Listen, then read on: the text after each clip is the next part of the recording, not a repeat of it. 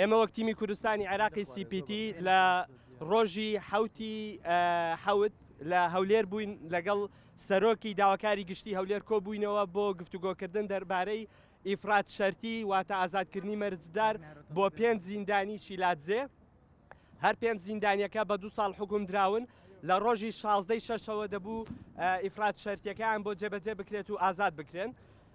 لە ڕابردوودا ئەزمون هەیە کە بەپێی ئەم قانونە چەندین زیندانی ئیفرات شەرتی گرتوونێتەوە و ئازاد کراون، بەڵام بەداخەوە کە هاتە سەرەی زیندانیانی شیلاتزێ بۆ هەر 5 زیندانیەکە ئەم پرۆسەیە ڕاوەستێرە.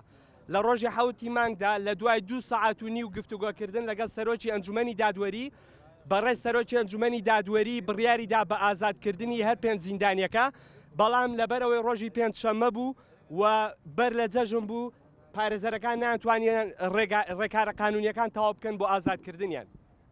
ئێمە لە ڕۆژی یەکشەممە واتە لە ڕۆژی هەفتەی حوتەوە هاتوینەتەوە بۆ هەولێر لەگەڵ سەرۆکی ئەنجومەنی دادوەری لەگەڵ داواکاری گشتی زیندانی چاکسازی گەورانی هەولێر قسەمان کردووە دەربارەی و بابەتە.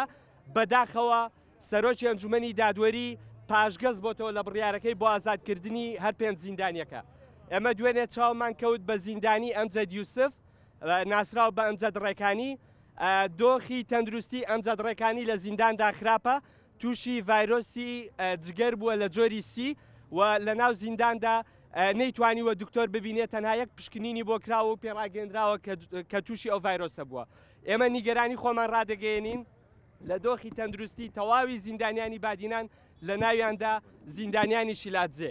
ئێمە زۆر نیگەرانین لەوەی کە ئەم بڕیارە لەم کاتەدا درا کە هاتە سەرەی زیندانیانی شیلاتزێ پێمان وایە تۆڵەیەکی سیاسیە لە بەرامبەر بەرگریکردن لە خۆیان لە ناو زینداندا کە ڕایانگەیان لە ناو دادگادا ڕایانگەیان کە نینۆکیان دەرهێنراوە لە کاتی لێکۆڵینەوەدا ڕایانگەیان کە کارەبایان لێدراوە ئاوی ساردیان پێدا کراوە.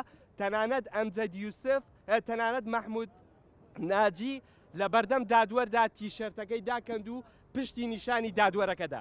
بۆیە ئێمە پێمان وایە ئەوە تۆڵەکردنەوەیەکە بەرامبەر بە دیفاعکردن لە خۆیان بەرگریکردن لە خۆیان لە ناو دادگادا.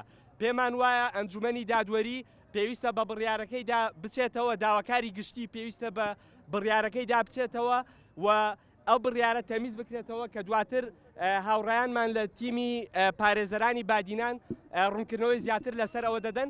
بەڵام ئێمە وەک تیمی کوردستانی عێراقی CPT هیچ یەکێک لە ڕوونکردنەوەکانی داواکاری گشتی بۆ ئێمە جێگەی باوەڕ نەبوو کە بە هەر بیانوێکی قانونی بیانەوێ ئەوان ئازاد نەکەن، ئازادکردنی مەرجدار نایانگرێتەوە. لەبەرەوەی 2 مانگ بەر لە ئێستا هەر بەپێی هەمان قانون کە 2 کەس زیندانی کرابوون لە سلێمانی ئیفرات شەرتی گرتنیەوە ئازاد کران.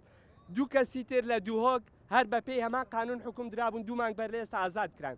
مانگ و نیوەک بەر لە ئێستا لە هەولێر کەسێکی تر ئازاد کرا.